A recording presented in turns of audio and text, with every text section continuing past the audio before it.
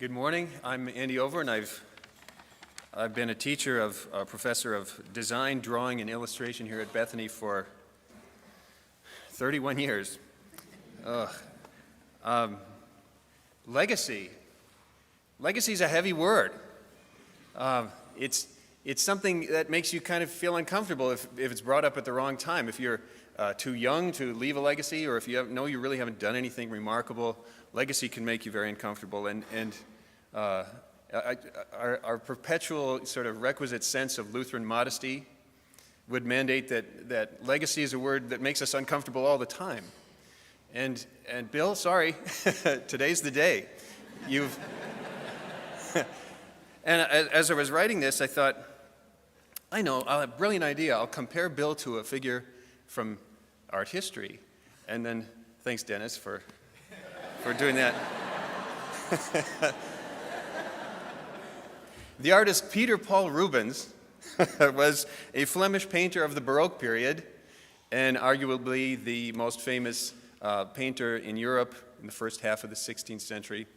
And he left behind what we would call a tremendous physical legacy. In his heyday, he ran the Rubens School, which was one of the largest art studios in Europe, and produced original works of art on an almost industrial scale. And he's so prolific that they were filling orders for sacred paintings, large paintings, portraits, and even down to tapestry designs and book covers, things like that. But one art historian credits him with 1,400 individual works of art left behind, which is it's a great legacy. Every important museum in maybe the world today has at least one Rubens on hand as a result. So that's a pretty big legacy to leave behind. But what I find interesting about him is what he did outside of the studio. By all accounts, he was a devout Christian. He was a devoted family man, a loving father, and an international spy. Because maybe spy's a bit overstating it, but for someone like that, he was the international painter to the stars of his day. And so he was able to effortlessly slip between the royal courts of various countries, and he would collect information, deliver secret messages back and forth, particularly during the Spanish court of King Philip IV and the English King Charles I. For his work, he was ushered into the Spanish nobility, and he was even knighted by King Charles. And so that's a pretty big, what do we call that? An interpersonal legacy, perhaps? Well, Bill, we don't knight people here. Sir William, though, am I right? That would be awesome. But Sir William's a bit maybe overstating it. But Bill, has he left behind a legacy? Well, observe.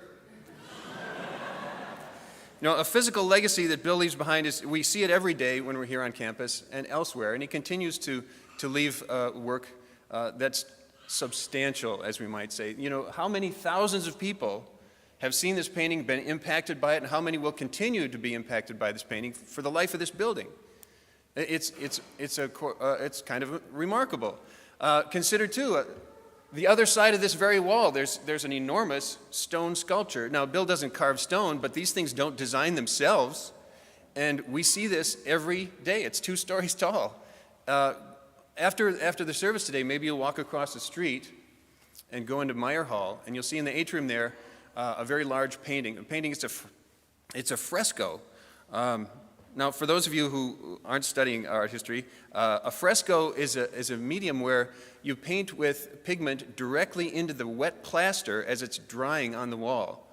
And it's not for the faint of heart. If you make a mistake, it's not like you can erase it. You have to scrape off all the plaster and start over again the next day. And so, but the end result is, when the painting is dry, it's literally the wall. The wall and the painting are the same thing. That painting there will outlive all of us by decades, probably. This is a physical legacy. And we see it in a month or so. We're dedicating another altarpiece at Mount Olive down the street. You should all come for that. That's kind of a big deal. But what about Bill's interpersonal legacy? Physical legacy, check. What next? Well, Bill is an artist. Bill is the artist's artist. Other than maybe the Green Bay Packers, art is the thing he talks about the most. But Bill, like Rubens, is a devoted family man, a devout Christian, a loving husband, devoted father. These are all important things. But he's an artist, right? I thought, aren't all artists supposed to be lecherous, drug-addled narcissists? Not all of them. And maybe that's the unusual fact that impressed maybe first on me and my fellow students when I was here at Bethany as a student. The idea that you could be a serious artist and still be what conservative Lutherans call normal. So here was a guy, he was a dad, he was a teacher, he was a football fan, a Beatles fanatic. Can you be all those things and a serious, intellectually inspiring artist? And the answer is apparently so. And that was kind of a surprise. But maybe Bill's biggest gift as an educator, and any student who's sat in his studio will tell you that he's able to inspire people to care about art almost as much as he does. And in fact, maybe 20 years after graduation, I was chatting with a former classmate from one of Bill's classes, and this is a grown woman, family, career, the whole thing. And I asked her just, so are you still painting? Do you still do that? And she says, not so much. Don't tell Bill. I thought, okay. So it wasn't until I arrived after Bethany, I went to the University of Wisconsin in Madison, and that's when I was really exposed to these sort of eccentric weirdos that claim to be artists in the world. But it was okay, because by then I was already inoculated to that particular form of crazy.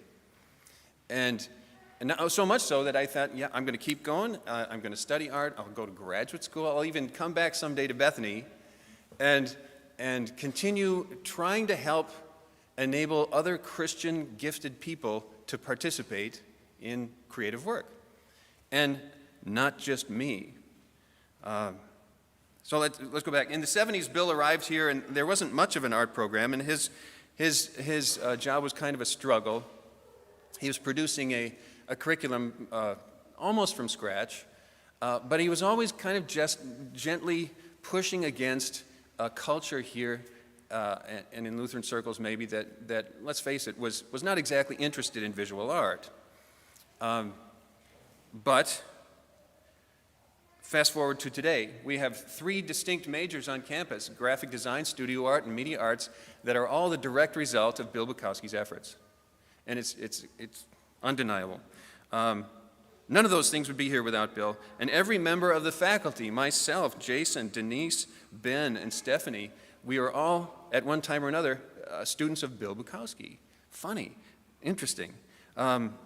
Likewise, and through us, the many, many hundreds of students that have gone through are likewise influenced directly or indirectly by the Bukowski School. And so, and he'll correct me if I'm wrong, but it's my understanding that every single Wells High School teacher who's 100% an art teacher is a graduate of Bethany and the Bukowski School. This is influence, this is legacy, this is interpersonal legacy. In Rubens' time, his diplomatic efforts were every bit as important as his artwork in his day. And this too, these are things that continue today because of Bill. Let me wrap up. I have made a short list of the things that I and many others have learned from Bill over the many decades. The first, and maybe the most important to an educator, is that there are things that matter that happened before you were born. Undergrads, I'm looking at you.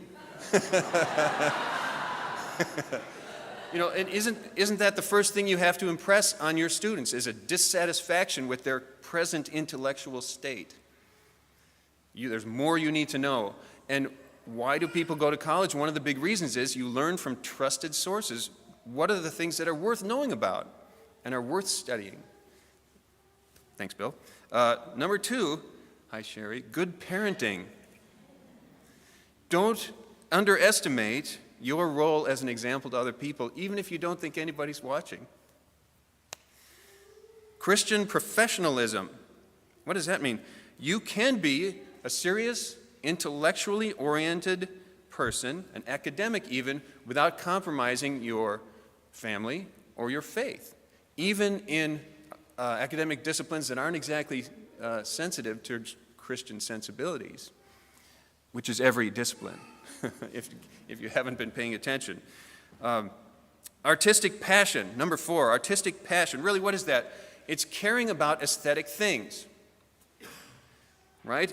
Aesthetics, I learned from Bill Bukowski, is an exercise of the intellect and not from some quirky weirdness, right? This is an intellectual exercise we're pursuing.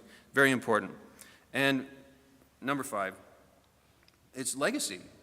Even without thinking about it too much or dwelling on it or even realizing it, one person really can make a difference for generations of people. What a great and remarkable community we have here.